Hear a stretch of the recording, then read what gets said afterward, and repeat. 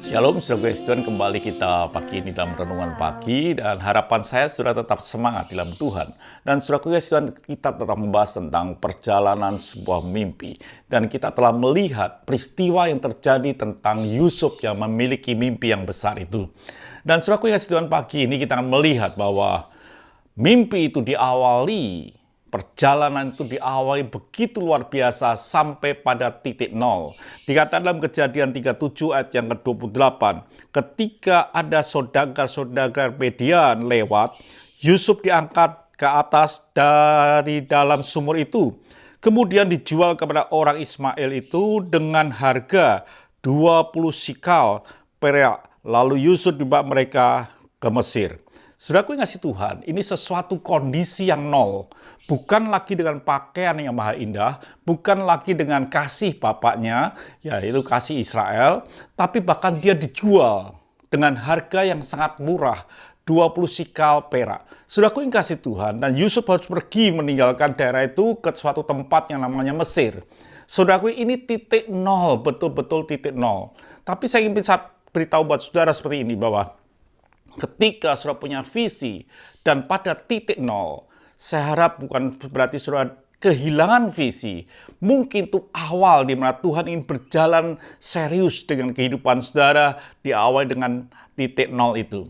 Apa saudara ingat tentang seorang yang namanya Petrus? Dia menjala ikan semalam-malaman, tidak ada apa-apa dan tidak menghasilkan apa-apa.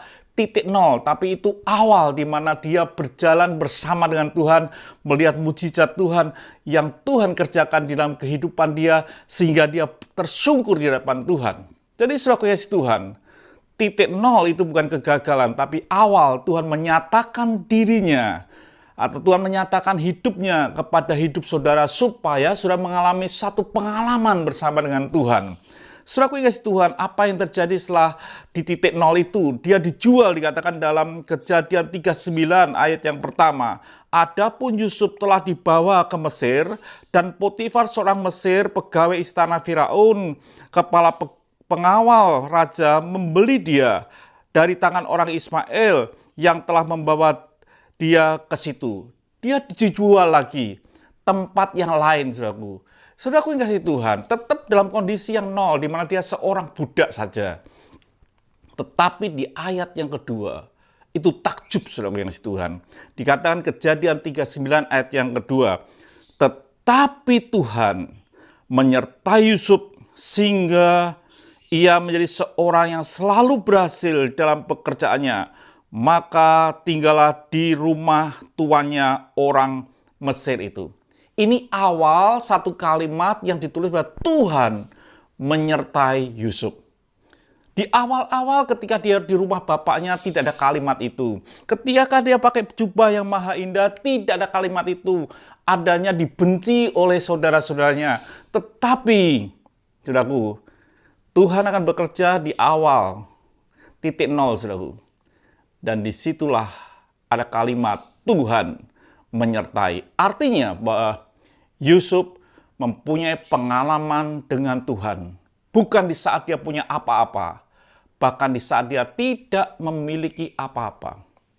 Saya ingin katakan seperti ini sekali lagi, bahwa ketika saudara tidak memiliki apa-apa, kondisi nol, tapi saudara punya visinya Tuhan, Tuhan akan berperkara dengan hidupmu. Tuhan akan bersama dengan hidupmu. Tuhan akan berjalan dengan hidupmu. Dan kau akan melihat penyertaan Tuhan. Dan penyertaan Tuhan akan membuat apa yang kau kerjakan itu berhasil, saudaraku. Tuhan memberkati pada pagi hari ini supaya saudara tetap sungguh-sungguh dalam Tuhan. Sekalipun kondisi yang terpuruk, yakinilah berjalan dengan Tuhan. Ada penyertaannya dan ada keberhasilannya. Tuhan memberkati. Mari kita berdoa. Kami bersyukur untuk pagi hari ini. Bila Tuhan memberkati setiap kami yang mendengarkan.